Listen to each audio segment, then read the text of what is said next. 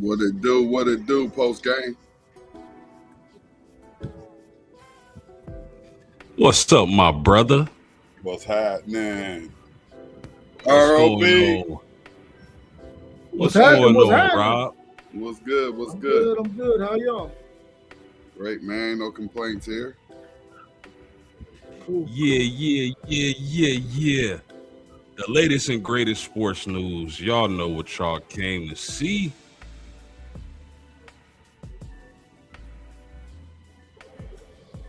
There he is. Ladies and gentlemen, welcome to another edition of the latest and greatest sports news. WTP Sports News is at it again. Like, share, subscribe on the way in, and I got some magnificent men with me tonight. Rob, how you doing? The legendary, the living legend. Rob, how you doing tonight? Man, I feel fantastic. 3-day weekend, 1 week of summer camp down. I'm ready to get into some sports talk tonight. You dig. And we got my homie, What it he do? won a City League TV. How you doing this evening, homie? Blessed, man. Blessed by the best, man. Just loving and appreciating life, man. I'm gonna grow up to be like Robert one day, and you ain't gonna see these glares in my glasses because I'm gonna be able to pay to make them not glare like that. That's what's up, man. So I'll be like my big bro. Hey, T1, we all got Rob goals, man. Yeah, man. We all got Rob goals. Hey, and my cup not colored today. It's just plain white. Okay. I can dig it. Well, fellas, man, let's not keep the people waiting, man. We got a lot of topics to discuss. A little NBA draft news, NBA finals. Where do you rank Jalen Brunson amongst the top point guards in the NBA today? Pretty Brown rebound. Angel Reese, her historic tear on the glass. Olivia Miles, her rookie campaign is just been simply fire. And what would you give up for Mr. Sorsby as he enters the NFL supplemental draft? College football news or question: who can't your team win the title without? And is this the most loaded group of quarterbacks we've seen in college football? So we'll get right into that. And I'm gonna start with the NBA. Darryn Peterson.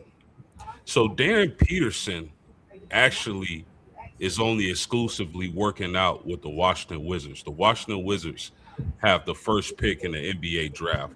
A lot of people expect AJ DeBansa to be the first pick, but Darryn Peterson says he's only working out for the Washington Wizards.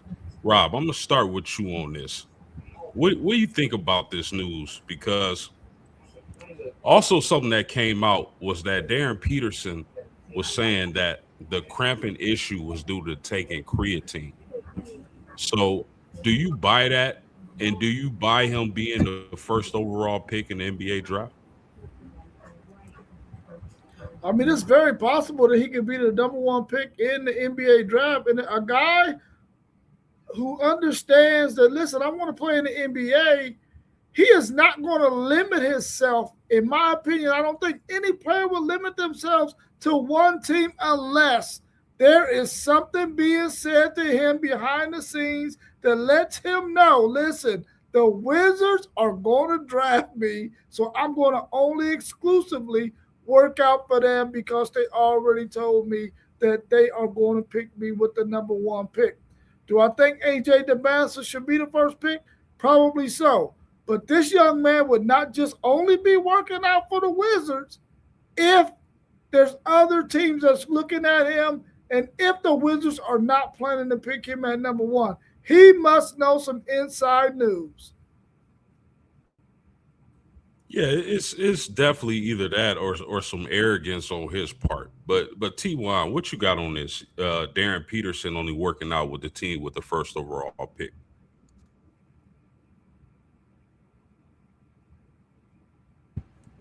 I really hope that it's not none of that ignorant Ohio arrogance, because we do have some people who don't know how to accept the positions that they're in when they're in a great position, and he's in a great position to where he could possibly go number one overall. But I mean, just like Rob said, he must know something we don't know, because I think that that's a bad move. That would show some character issues actually, if you don't have this inside scoop where the Wizards are saying, hey, if you just show us what you can do, we know what you can do, we want to see it with our own eyes, we're going to take you through some things, and if we're impressed with your workout and what you do, we're taking you number one overall, so you don't have to go work out for anybody else. So I'm hoping that it is something like that, because I'm not for sure if I've ever heard of anyone just working out just for the team that was drafted number one overall. So I'm hoping that's what it is, that he has the inside scoop. And I believe, yeah, he absolutely could go number one overall. What do you make of him saying that his cramping issues throughout the college basketball season was due to taking creatine supplements? We always have to come up with something. That's just the way we built. We have to give. Unfortunately, we have to give some type of explanation. Some people will call it an excuse to why we were injured this much, and that's just the one that he's given us. So I take it, I buy it. Okay. What about you, Rob? You buying that? You know what? I'm buying it because I feel like he's a guy who knew he was going to be one and done, and I'm quite sure he wants to get his body as big and strong as possible. And creatine is a way that a lot of players have done that in the past, and his body could just have had a different kind of reaction to it that caused him to cramp up. He probably wasn't doing some other stuff along with taking that creatine that probably would have helped him keep from cramping, like he probably wasn't staying hydrated enough or something to that effect. But I could definitely buy it. I mean, because anytime you start messing with stuff like that to improve your body mass, uh, you can always have some kind of adverse reaction, and dehydration could possibly be one of those side effects. Let me ask y'all this, because it's interesting, because I feel like Debansa is in the lead for the first pick, but I feel like the Utah Jazz would be the perfect landing spot for AJ Debansa, seeing as though he played at BYU. If he didn't have those cramping issues, do y'all think he would be the favorite for the first overall pick if he didn't have the cramping issues? You You're said, talking do we about think? Peterson, correct? Correct. I don't think it's. I don't. Once they bring them in, they're gonna pull every single piece of bone, muscle, ligaments, tendons. They're gonna check everything out. So I personally don't think that it's a huge deal, but they're definitely gonna pull in their specialists so that they can try to figure out what's up with his body. So I really don't personally think it's a huge deal. I really feel like from the limited sample size that we got to see of Darryn Peterson, if he played as much basketball this past season for Kansas as the Banzer played and has Boozer played, I definitely believe he would be the number one pick, probably hands down, because you would have got to really see all the stuff that he could do. We've seen enough of a sample size to say, listen, this guy's definitely a top 3, 4 pick. He would probably definitely be number one if we seen him play as much as we got to see those other guys play. So I think for sure he could be a number one pick because he is really that freaking talented, bro. Yeah, that's interesting. That's interesting. I mean, him only working out for the Washington Wizards really either shows how confident he is, or he's getting some bad advice. But either way, there's been players who skipped workouts with other teams and got passed on by the team that they thought they would get picked by, and got picked the very next pick. So that's an interesting watch. Fellas, we all talked about the NBA Finals and the New York Knicks and San Antonio Spurs, and what a hell of a finals we just witnessed. But I got a question for y'all. Jalen Brunson went on a tear to send the San Antonio Spurs home, dropping 45. Where do y'all rank him? When you think about guys, point guards like Steph Curry, Luka Doncic, SGA, and players like that in the NBA. And I'm gonna start it off with you, T1. Where do you rank Brunson currently amongst that field of point guards? Certified short killer, man. Certified killer. And we're gonna have to now. People got to understand he was killing last year. You know what I mean? I mean he been on a circuit and he been doing some things. And not to get off subject, but it's amazing when you think about these teams who be trading away these players and then they get to these other teams and they just become great. I mean, he was good when he played with Dallas. You know what I mean? And he was on that team with Luka. So you have to think about what's going on in some of these front offices. But man, right now he got the ring. So right now he holding that. He right there with Shea. He is right there with Shea, and the way that he actually dominated these playoffs, and anytime his team needed a big basket, he was there to get it. So you gotta love a crunch time player too. And he's a crunch time PT peer, man. And right now, I mean, who you gonna take over? And I ain't taking nobody over. And just to be honest, if it is, it might well have to be Shea. But other than that, man, he right there. He tied for the number one spot with me. So you taking him one? I got him and Shea 1A and 1B. So I'm gonna just flip a coin on who I'm gonna take because I gotta take Shea because he is certified killer. I saw his ID. So, I'm so I can't put nobody in front of him. But at what Brunson did, I can't put nobody in front of him either. Right now at this point. So you tying Brunson and SGA. I can dig it, man. What you got on this, Rob? Yeah, I'm putting him right behind SGA. I think SGA is number one. I mean, but like T1 said, it could be 1A, 1B for real. I mean, but I'm gonna go with SGA at number one and Brunson at number two. If Steph Curry, man, was to be healthy enough to play a whole season or to even get to the playoffs and do what we've seen him do over a decade and a half, I would probably put him a little bit ahead of Brunson. But right now, no, he's number two on my list that Brunson is. And I really like what he's been able to do the last two seasons, especially at New York. New York had a chance to make it to the finals last year, but they ran into that Indiana team that was really hot. But this year, he led his team all the way to that title, and he was one of the main pieces that allowed them to win the title because in that last game, game 5, in that second quarter, he went off, man, and he brought his team back and got them ahead before the halftime. So I would put Brunson at number two. I like it. I can't be mad at any of those rankings. But if you asking me, as of today, who's the number one point guard in the NBA, I gotta go with Brunson. I think overall, like if you ask me, like if we not just talking about right now, I would say SGA. But we talking about right now, and as of today, Brunson is the champion. I gotta rank him one overall. Any closing thoughts on this subject?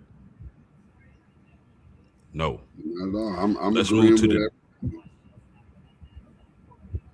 Go ahead. Nah, I just said I'm agreeing with everything, even with Rob putting him down at 2 and keeping SGA up there. SGA a bigger body, so I get it, I understand it. Yeah, no doubt, no doubt. Shout out to my homie. It's me, Ballard, He said, "Hats off to Brunson and Luca." Yeah, no doubt about that, man. Those point guards are definitely some dogs. I love where the NBA is going as far as the point guard position. But let's move to the W, fellas, and we're gonna talk a little bit of Pretty Brown Rebound, aka Angel Reese, because I feel like people not breaking her game down properly. So I brought some numbers with me, fellas. Angel Reese is at 12.3 rebounds per game thus far this season. She set an all-time WNBA record by averaging 13.1. I believe this was during her rookie year. Have you ever seen a woman dominate the boards like? Because the thing is this: I always hear people say silly things like, "Oh, she needs to work on this," or "She needs to work on that." Or in a few years, she'll be averaging 20, 25. No, no, that's not the type of player Angel Reese is. She's a defender. She's a dominant rebound, the most dominant rebounder in WNBA history, in my opinion. That's her game. And guess what? That's a championship piece to a team. Even if when you talk about the men's side, if I got somebody on my team who I know is going to crash the boards and be dominant on the boards, I want that player on my team. Not everybody can rebound at that clip. So, Rob, I'm going to ask you, man. I'm going to start with you. Is this the most dominant rebounder you've ever seen in the W? It is. She's the most dominant rebounder that I've seen in the WNBA to this point. The reason why I say that is she understands what her game is. And she goes out there and she makes that a part of what she is as a player. That's her brand. You know what I'm saying? We're calling her Pretty Brown Rebound, and the country calls her Pretty Brown Rebound for a reason because of course, how she looks and her claim to fame, which is rebounding the basketball. The thing I like about her the most is the fact that you don't necessarily have to put her in a set in your offense because you already know that if she's in a pick and roll situation and you shoot the shot, she's clearing herself so she can get a rebound and put it back in. And that's where she's going to get the majority of her points. So her goal is to get 4 to 5 to 6 offensive rebounds a game and get some pitbacks or either get to the free throw line, which is where she's going to score her points. And I think that's brilliant for her to understand that. Now, eventually, her offensive game will come and she'll still be a dynamic rebounder. But I think once her offensive game comes and she has a couple of moves that she can do, then maybe she'll get in the offensive flow a little bit better. But the rebounding is her claim to fame, and I think she'll always do that. And I think she's the best that we've ever seen so far in the WNBA. No doubt. What you got, T1? I don't have to say much. I mean, he said it all, and he said enough. She's like the Dennis Rodman of the WNBA. One thing she's gonna do, and you can count on her, is she gonna beat them boards up, whether on the offensive or defensive end. So, I mean, she's the best. I mean, Rob summed it all up. Yeah, no doubt about that. I think people make a mistake when they compare. Like, I think the comparison to Caitlin Clark was so unfair, and it had to come from casual fans who don't know nothing about basketball. Because, first of all, you're comparing a point guard to a post player. Like, I get the rivalry, but those two games aren't comparable. He's just talking about their games, and it was a little unfair to Angel Reese, in my opinion, because she's not going to score 30, 40 points. That's not her game. Her game is being a defensive monster, getting rebounds, and she can even handle that rock a little bit. So I just felt like a lot of people were being unfair uh, when with some of the criticisms towards Angel Reese's game, where her game all along has been being a strong rebounder and defender. But we're gonna stay with the W. but I want to take it to the rookies. Olivia Miles, and I don't like tooting my own horn, but I've been saying this since the college basketball season. Olivia Miles is going to be a monster, and is a monster in her rookie campaign in the WNBA. She's been incredible. She's averaging 19 points, 5 rebounds, 5 assists, and a steal. I think the thing that wows me about her game is her ability to pass the ball. Like, she sees plays before they develop. And no offense to her or anyone who wears glasses, but that's the amazing part. She wears goggles during the game and she sees everything. You know what I mean? Not saying people who wear glasses can't see everything, but I've always found that fascinating. Man, check out her totals. Last night she had 31 points. Game before that she had 12.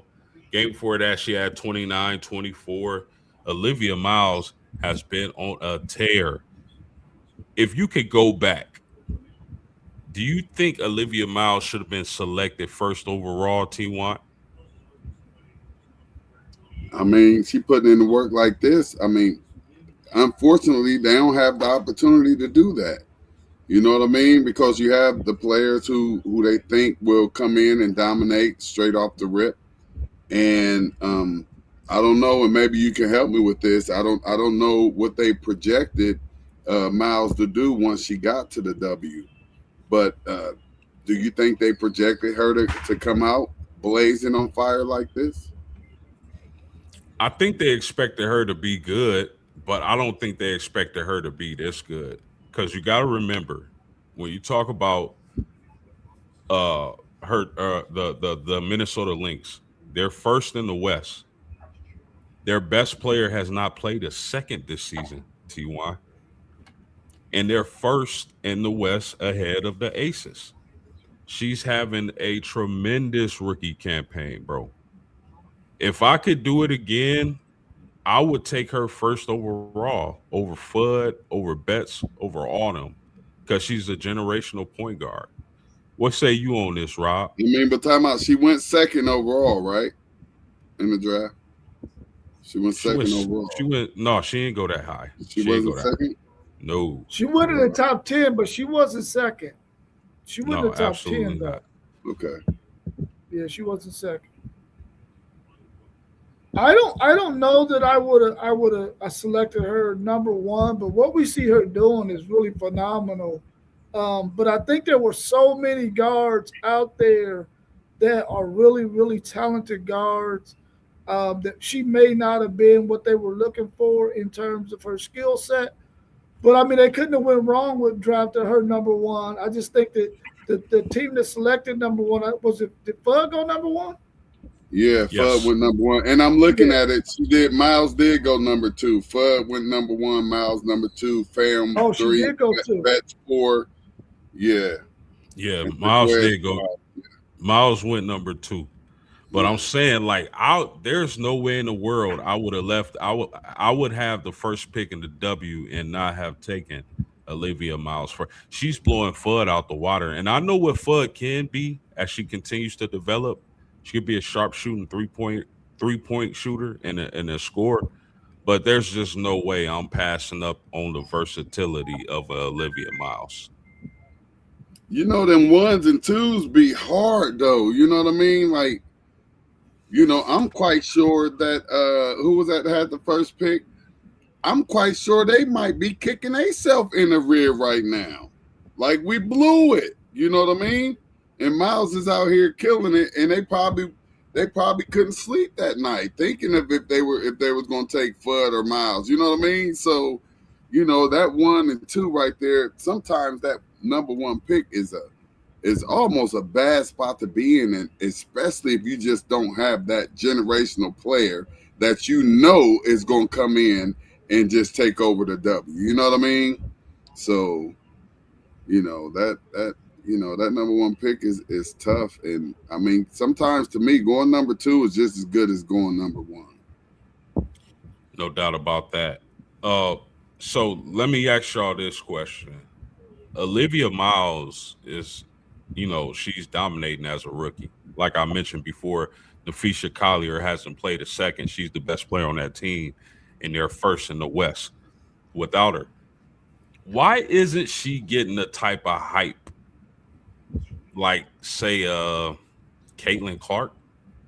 Why do y'all think she isn't getting the type of hype she deserves? Well, Caitlyn was,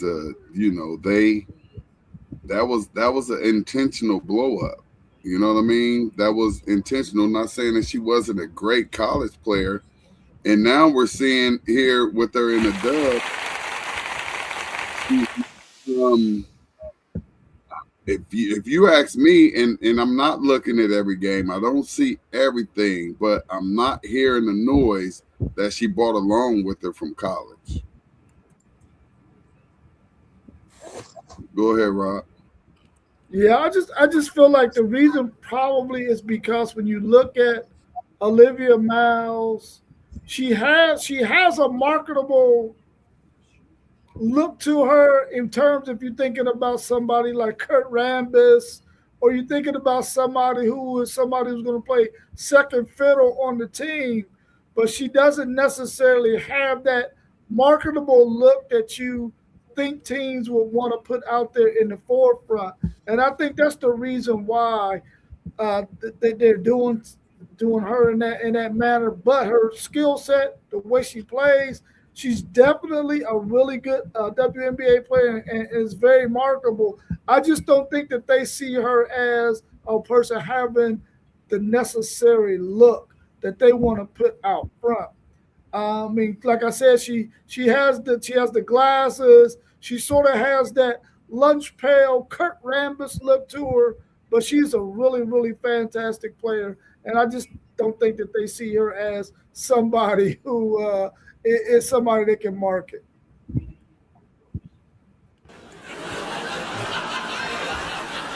I'm gonna go off of, yeah. Hey, post game. That was a good one right there. But I think I kind of understand what Rob is saying a little bit. It's like they want to see some type of it factor within your presence, or just anything, whether they're creating you or you done created your own little personal image or whatever, whatnot. Just like Angel Reese, her thing is to show her beauty and not look like one of the regular basketball players that may be married to another basketball player or whatever, whatnot. She showcases her beauty, and I think when it comes to advertising the W, I mean, you have to have that marketability like that you're talking about, and I'm guessing that they have to look and carry themselves a certain way if they're going to put them out in front, as the WNBA needs to have not just one or two front row runners to build their lead up. So, maybe they may need to take a look at how and for what reason they're building some of these players up, and maybe put a few more players out there in front to give the WNBA a little bit more exposure so they can fill up those arenas everywhere. Yeah, strong points, fellas, man. Shout out to Pretty Brown Rebound. Shout out to Olivia Miles. If you haven't caught Olivia Miles this year, I strongly recommend whoever's listening out there, check out Olivia Miles. Her game is stupendous. Well, let's move on, fellas. Let's talk a little Brandon Sorsby. So we all know Brandon Sorsby isn't going to play college football this season. I think that's a win for college football, the game, the integrity, all of that. But he's entering the supplemental draft. Now, some notable players to come out in the supplemental draft have been Bernie Kosar in 85, Chris Carter in 87, Brian Bosworth in 87, Jamal Williams in 98, T1, one of your guys, Terrell Pryor in 2011, Josh Gordon in 2012. Now, how this kind of works is that the teams actually bid for a player. So let's just say, Rob, your franchise needs a quarterback, and Brandon Sorsby is there. you willing to bid a third round pick. If nobody bids a first or second round pick, Brandon Sorsby is yours or is on your team. So that's kind of how the supplemental draft works. What's up, Thomas Gonzalez? Uh, so I'm gonna start with you, Rob. What would you give up to get Brandon Sorsby if you're a QB needy team? What kind of draft capital would you give up for? Man, I can't see myself giving up anything more than maybe a third or a fourth round pick. I'm definitely not giving up a first or second rounder for Sorsby. I I hear what Texas Tech thought they were going to get out of Sorsby, and he was going to be a difference for them, and he probably is going to turn out to be a decent quarterback. I just can't see myself giving up a first or second rounder for Sorsby. A third or fourth rounder at best will be all I could do for him, and I wish I could get him for a fifth rounder, but that's probably not going to happen. Somebody's at least going to give up a third rounder for Sorsby, but I definitely wouldn't give a first or second.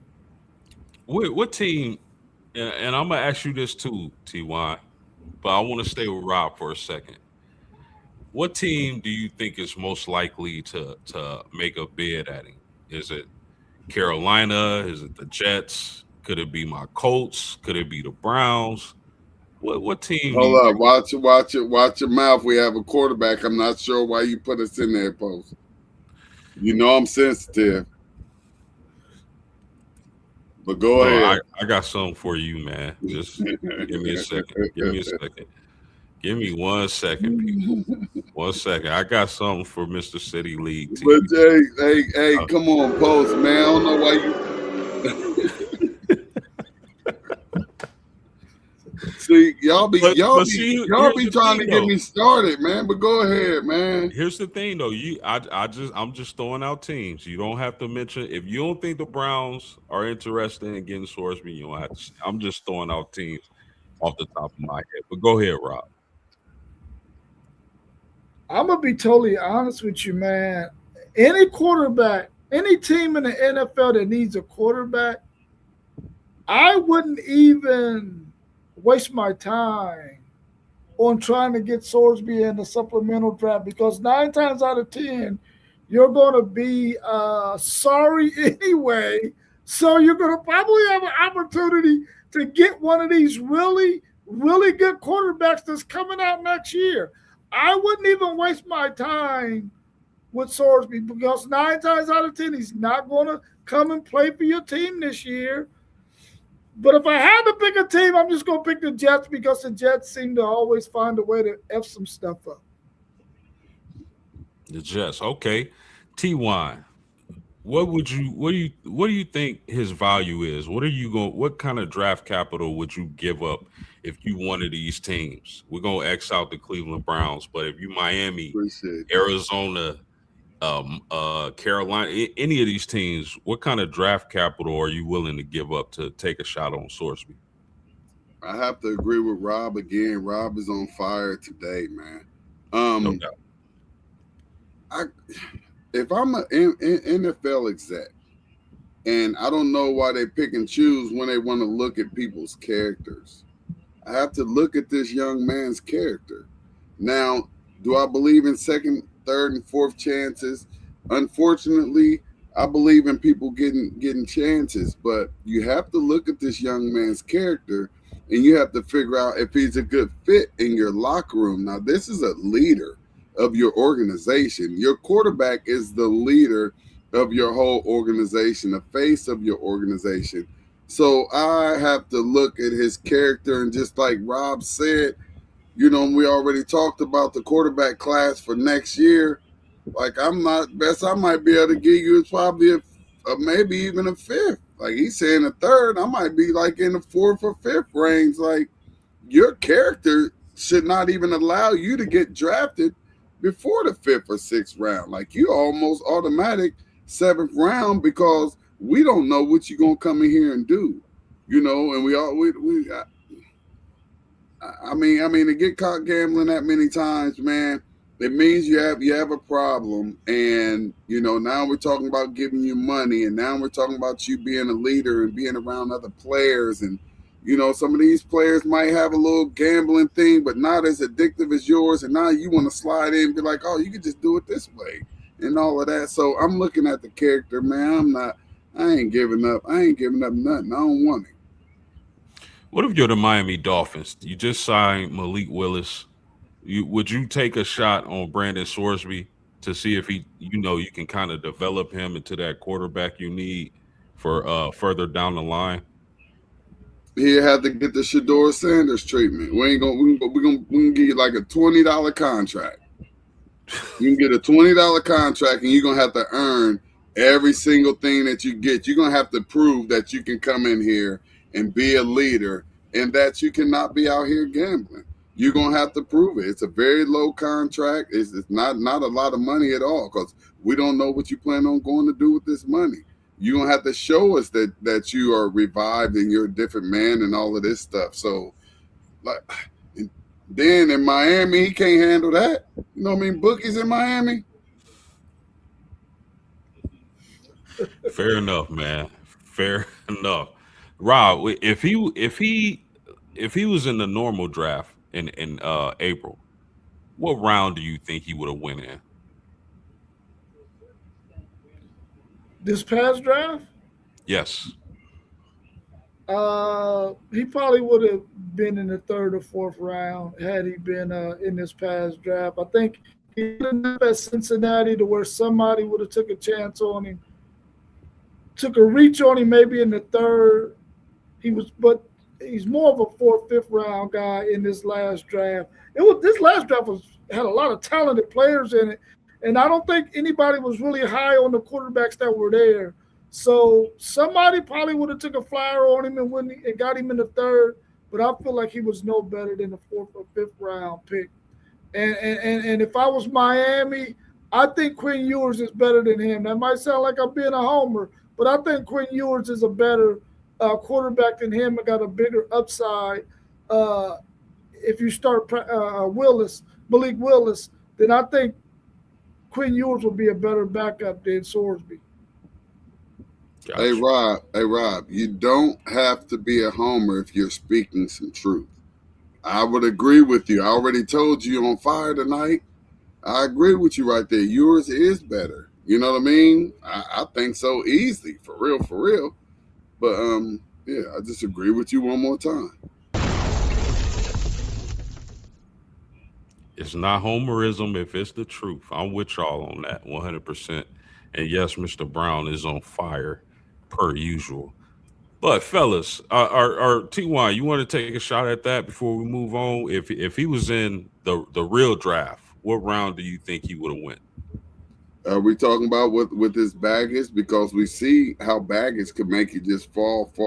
So we just say, if we going off how everything is going, like this, his gambling stuff was hot when the draft was going on. So he's either seventh round or he's not getting drafted.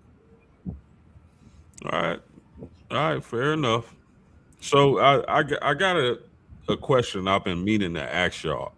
Rob, I know you rock with Texas heavy. T1, I know you mess with the Buckeyes heavy. So I want to ask y'all this question, and I'll start with you on this, T1. We can't win a national title this season, your Buckeyes, without who? Let's say, God forbid, someone Right gets now, injured. it's gonna be just insane. We don't have enough. We don't have enough experience in that quarterback room for somebody to come in and lead this horse, man. We don't have enough experience now. Could somebody come in and pull a Cardell Jones with all the experience we have and the defense that we're gonna have?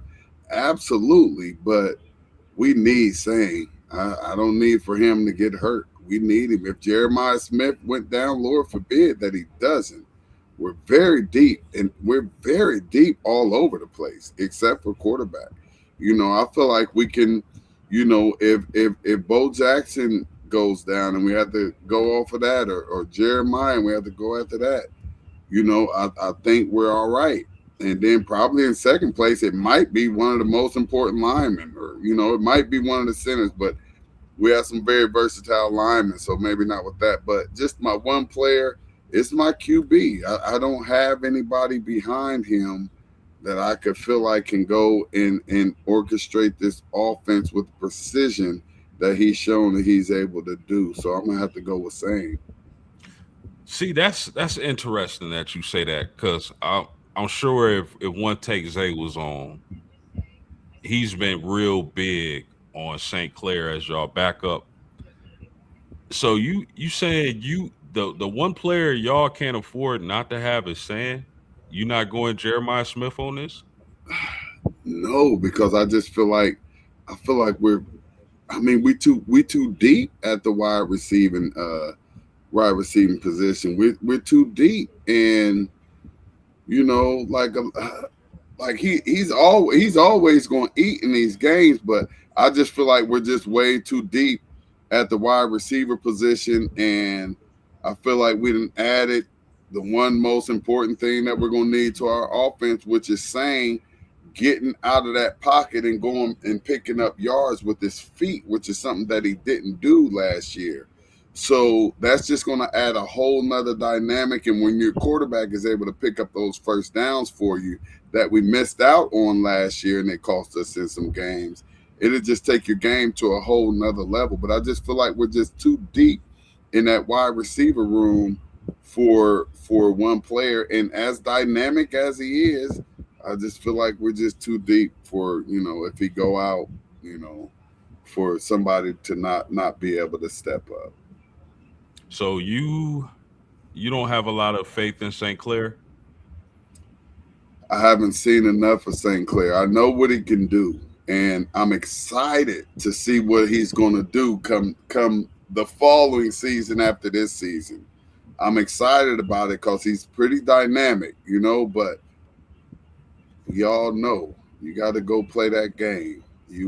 They all were great in high school. They all were the best of the best, and they were head above everybody out there. And it's just a different animal once you get to that Big Ten and that SEC and the ACC, Big 12, wherever you at. Division I football, it's a different animal.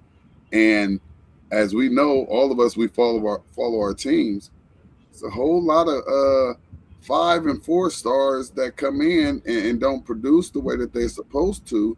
And then on the other end, there's a nice batch of 3 stars that come in and be amazing. These are facts. Rob, I'm gonna ask you the same question. Texas can't win a national championship this season without who? Man, I mean, I have to say the quarterback because if you look at all of these top teams that are in the country that got a chance to win the national title, and I think once we look at a lot of people's preseason rankings, and if you look at those top 7 or 8 teams, we feel like any one of those 7 or 8 teams can get on the heater and win it. But when you look at every last one of those 7 or 8 teams, they are going to have some really good freaking defenses.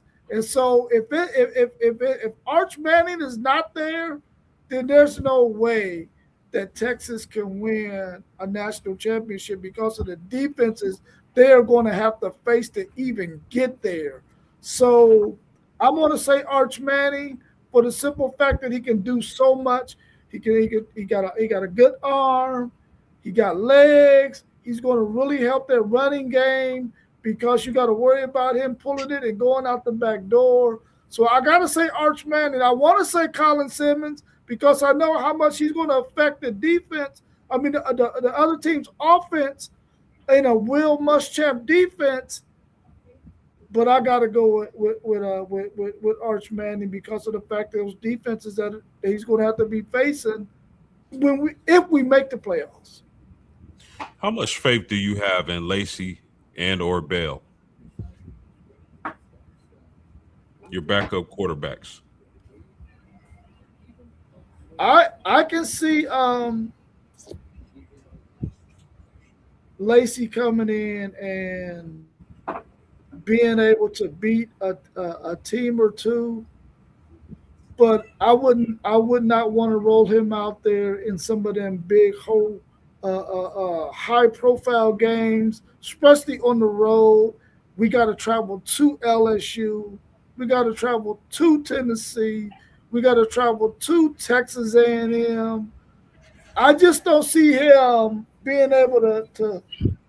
I mean, we got to see what it was like for Arch Manning when he rolled up into the shoe. So we already know that you don't roll a new guy out there in those kind of environments. So yes, he could beat some teams that's on this schedule if we had to use him. And I got confidence in Lacey. Bell, not so much. He hasn't been healthy. He hasn't really been able to do a whole lot because we expect to redshirt him, and we don't want to even have to even think about putting him on the field because we want him to get 100% healthy. Because his last two high school seasons, he was not healthy the whole season in either one of those seasons. So just so I'm clear, you can still win a championship without Simmons, but you can't win one without Arch. That's what you're saying, right? Oh, without a doubt, Texas got some defensive ends that could. They're not going to be as dynamic as Colin Simmons, but they got some guys that can get after the quarterback. So that will be that. That's an easy one. That's an easy one. Got you. Well, fellas, y'all know the team I talk a lot about and I cover a lot. The Fighting Irish and Notre Dame. You asked me the same question. I'm gonna say the quarterback position with CJ Carr. And it's simply because I love the depth at every other position except quarterback. Except quarterback. Do we have CJ Carr there? There's nobody else on that roster at the quarterback position that has taken a snap in a college football game, if I'm not mistaken. So if you asking me, uh, who Notre Dame absolutely needs this season to win a national championship, it'd be CJ Carr. Any closing thoughts on that, fellas? Everybody pick quarterbacks. Mm. Everybody pick quarterbacks, and I don't know if that's the easy answer, but who can win without their number one quarterback? You know what I mean? Like it takes you have to be a really special quarterback to come in and produce in the same manner as your first string, and that's hard to do. And we've seen it time and time again.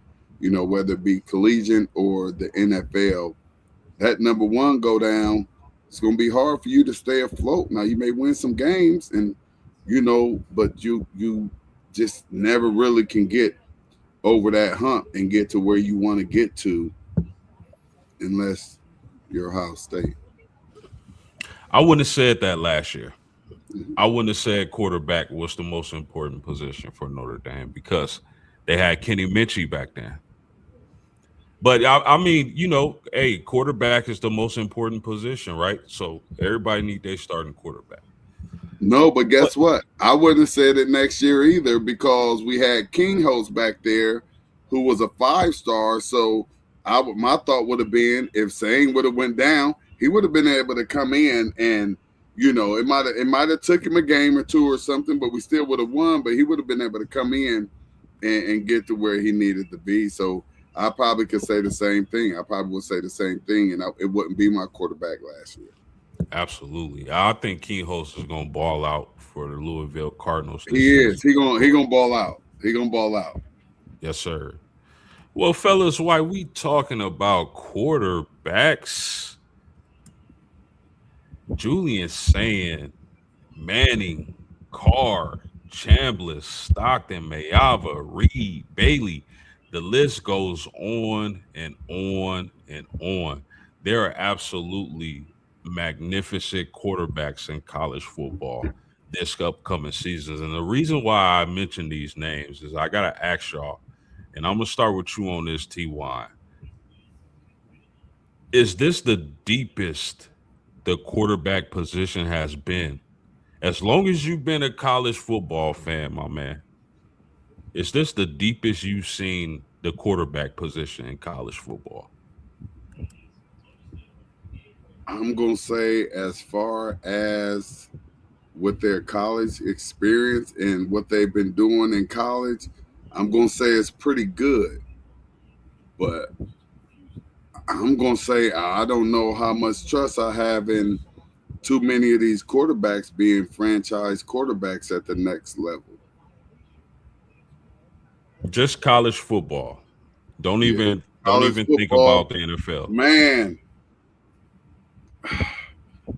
I think that there's a lot of quarterbacks out here with a lot of experience that's really really good. You know what I mean? And um, I'll say yes. That is deep. If we're just just answering the question. Yes, this is a deep quarterback class, and I would love to be wrong about when they get to the next level. But yes, this is a very there's a lot of talented quarterbacks out here this year. You still don't even have some, and I'm quite sure that there's probably another 3 or 4 quarterbacks that could go on that list.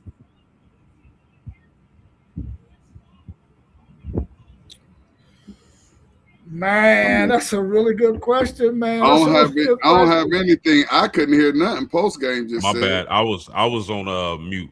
Yeah, "Oh, yeah. okay, There's. I just want to name a few. There's a yeah." I'm lot. about to say, no, it's a lot. It's some QBs out here. If we just talking about producing on this college level, it's some QBs out here that's gonna light the world up. This upcoming season. Yes, sir. It's gonna be a Yes. fight for that O'Brien Trophy this year. It's gonna be a real live dog fight. There's no front runner. There's nobody that you can say, "Oh, they're gonna win it hands down." Yeah, I mean, Lenore Sellers could about there. Man, there's so many It's a lot quarterbacks. more that you can get out there, like just saying Sellers. I like Sellers. You could even talk about the quarterback that's up there in Michigan. He was just a freshman. You see, he Yes, has sir. all the tools. He has every single tool that you would need for a handyman to have. So, man, there's a lot of quarterbacks. I could even see Ken Holtz down there in Louisville coming and passing about 3 or 4 of these cats you got on your list. 100%. 100%. Rob, what you think, man? Is this the deepest the quarterback position has been in college football that you've seen? Man, it is really, really deep, man. But I think, if I'm not mistaken, I think there was a draft. I mean, not a college season. I think it was '83, where you had John Elway, Dan Marino, and Jim Kelly. You know what I'm saying? So, and I'm quite sure there were some other guys that were in that '83 season as well in college. I mean, but man, that was decades and decades and decades ago. So I'm gonna say, yeah. I think what we're looking forward to seeing this upcoming season, in terms of these quarterbacks that we're going to be seeing play against other top tier quarterbacks week in and week out, this has got to be the best season that we've had in a while. I remember when we had Tebow, Colt McCoy, and Sam Bradford, and that class too had a lot of talented quarterbacks in it as well. But I'm gonna say yes to this class. It's the freshest that's on our mind. It's super talented, and guess what? Several of these guys are going to be facing several of these other guys during this season. It's going to be freaking incredible. You're going to have Sade and Manning. You're going to have Manning and Chambliss. You're going to have Reed and Manning. You're going to have all kinds of stuff. Now, Carr, I don't know who he playing because they ain't in a conference. No, I just think you folks. Missa. Hey, the freshmen that I know I'm a Big Ten man, but I don't know all the quarterbacks in all the other conferences, but I don't see Oregon's quarterback on here. I don't think, and like the Ty. freshman that who was T1. that? T1. What? This is not a list. I'm just naming off a few, brother. I know, but no, like we were just saying. I mean, we said at the beginning of the show, this quarterback class is something different. You know what I mean? It's something different, man. It might be about 20 of them. So the cream may get the rise to the top, and we may get some dynamic quarterbacks coming out this class. Yeah, I mean, we didn't even mention Darian Missa. We didn't even mention the quarterback from S. Bro, Yeah, that's all I was saying. That's all I was saying, Post. That's it. But that's the point, my man. It's the depth of at the quarterback position in college football is absurd. Like I know I've been watching college football probably since late 90s, early 2000s. I didn't have a choice. I woke up on Saturday mornings and turned on cartoons, and my dad came in and put it on Notre Dame football. so hey, you feel what I'm saying? Respect the Pops. Way to go, Pops. You get them cartoons off that TV and look at some clanging and banging out here. For sure. But that I can't remember going into a season like thinking and seeing like this amount of depth at the quarterback position. This is and if even if you want to add in the prospects of these guys going to the NFL, like how many quarterbacks are going to be drafted from this field of the guys that are eligible is truly unbelievable. Am I tripping, y'all? Let me know if I'm tripping. Not at all. Not at all. Tripping, bro. You're not tripping. Man, we could probably see 20 freaking quarterbacks in the first 3 rounds, bro. Man, we are gonna see a lot in the first 3 rounds. They next year they may break a record for everybody. Gonna get a good backup quarterback next year at least. Everybody gonna have a good backup quarterback waiting in the wings that could just sit and learn. So some of these quarterbacks may pan out to be something great because they just now may have the opportunity to go and sit and learn and not just get thrown out into the fire. Is there a quarterback out there that y'all can think of off top of y'all head that's not getting a lot of buzz but can creep in that elite tier of quarterbacks for the upcoming season? Say that one more time, bro. Maybe Josh Hoover at Indiana. Josh Hoover at Indiana, that's a good one. I actually, if there's a quarterback that isn't being really talked about amongst the elite tiers of quarterbacks in college football that you can see creeping into that elite tier. I don't want to name any, but yeah.